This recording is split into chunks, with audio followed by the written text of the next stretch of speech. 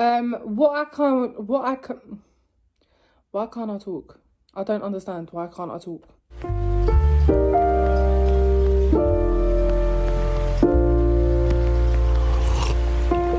If you found the one, you should never give her up.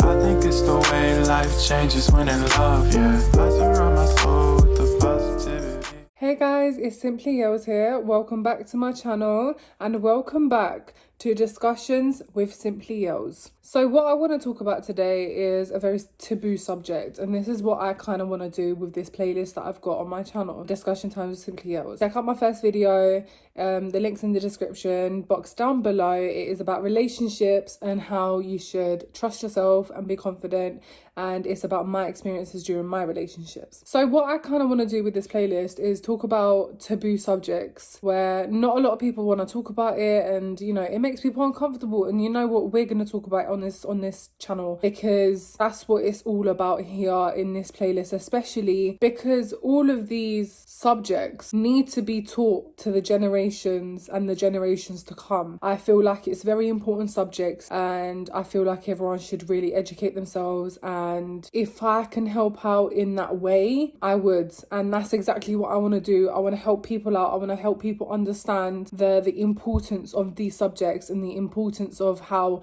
you should treat people, and you should treat people with respect and etc. So what I want to talk about today is mental health. What I would like to tell people is that I love you guys and appreciate you guys a lot, but these kind of subjects have to be talked about, and I don't think mental health is talked about, and I don't think a lot of people are educated and taught about what mental health actually is, and how important mental health is. I want to start off by saying there is a lot of disorders out there that even I myself struggle to learn, to know, to understand, and that's fine. If you're in that boat with me, that's completely fine. You just got to keep educating yourself and trying to understand. Go to seminars, pay for courses, you know, do something to help yourself out, help yourself and help educate yourself so you can help the next person that maybe comes across in your life that has that kind of disorder. So me personally, I'm gonna be open and honest with you guys. I'm an open book anyways. You can tell by the first video that I posted, the quarantine Q&A. I'm an open book, and I'm going to talk about mental health and my mental health. So I have diagnosed depression, anxiety and OCD. And obviously when you think of that, you're like, oh, she's just sad all the time, or, you know, and she's just a clean freak and whatever. It's really not that. OCD isn't just about cleaning. Depression isn't just about being sad. Anxiety isn't just being sad. It's a lot of things combined into one.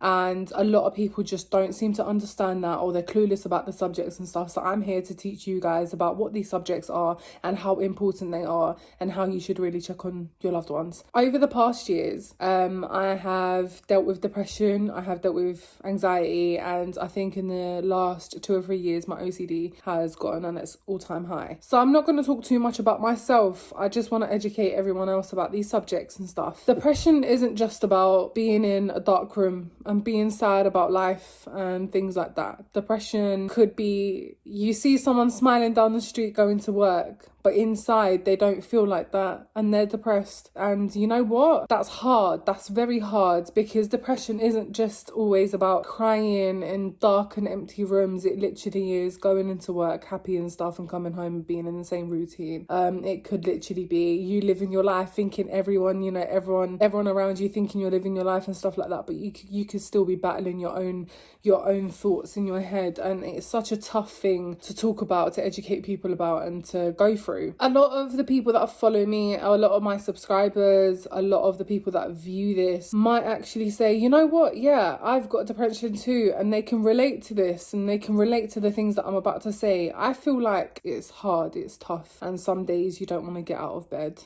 and as gruesome as it sounds, some days you don't want to have a shower, some days you don't want to do anything, some days you don't want to cook, some days you don't want to clean, some days you don't want to check on anyone, sometimes you just want to isolate yourself from the whole world. And and it's hard. And as I said, as gruesome as it sounds, sometimes you just don't want to shower because it takes a lot of energy out of you. Sometimes you could be in bed awake for like 4 or 5 hours or even more, or just spend a whole day in your bed because you just don't have the energy to get out and get dressed and get ready for the day, and you just can't conquer the day. And that's fine. You're allowed to feel like that sometimes.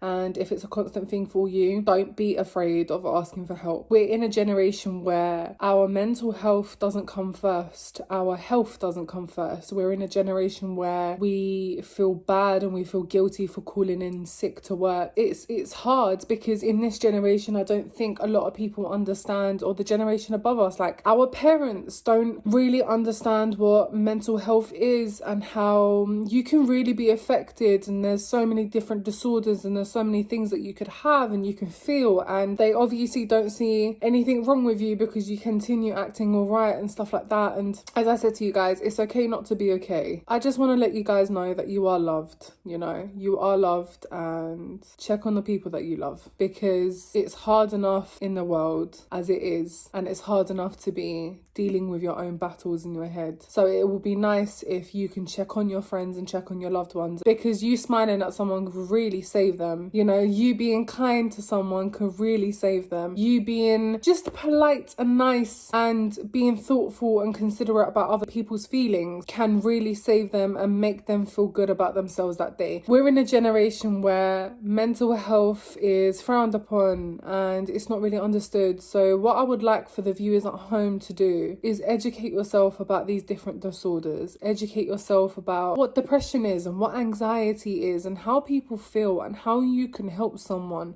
with depression, with anxiety, with DID disorder, you know, like stuff like that. You need to be able to educate yourself, and you need to know, because honestly, it could be your daughter, it could be your cousin, it could be your dad, it could be your mum, it could be your best friend, where you have no idea, but they're battling with things inside their head. So make sure you're checking on your loved ones and making sure that their mental health is all right, and making sure your mental health is all right. And the thing is, it's hard when you don't have a lot of people supporting you. I feel like it's hard when you don't have that support system. So it will be nice if you guys can be a support system for someone, and then they can be a support system for you, vice versa. Next thing I want to talk about is a personal thing to me, and what I would like for you guys to know. When I say that I've got OCD, it doesn't mean I'm a clean freak. It doesn't mean that OCD is just cleaning. OCD could be a variety of things, where for me personally, this is how I feel.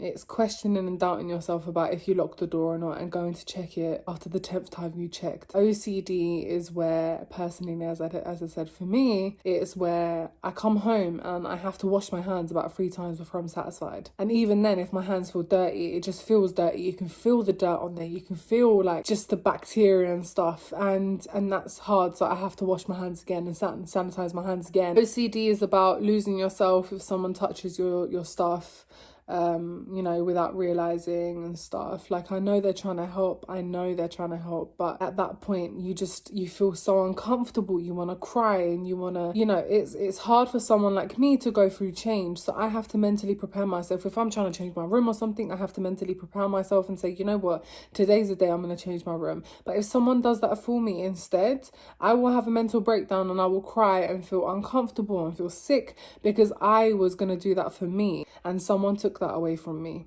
You know, that's what OCD is for me. Yeah, obviously OCD for me is cleaning as well. It's not that we don't clean and we're not clean freaks. I have to be organized. I have to clean. Like, if I've cleaned the same spot 10 times and it just looks dirty to me, I have to clean it again. You need to realize that some of these disorders you might laugh about, as someone else is actually going through it. I just want you guys to know that it's hard and it's such an important subject. Please, please, please, my urge is to check on your loved ones, because it's hard as it is out there. You don't want to make it harder for someone, you know? So do your research. I would like to leave this video with: mental health is important. Check on your loved ones. Check on yourself. So that's a wrap. It's been your girl, Simply Yels. Have a nice day and take care. I'll see you in the next one. Bye.